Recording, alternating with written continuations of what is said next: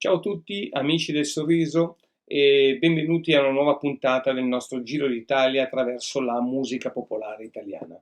Allora, il brano di oggi che voglio proporvi non interessa una regione specifica, anche perché le ho quasi terminate, ma interessa un po' le regioni montane del nostro nord Italia.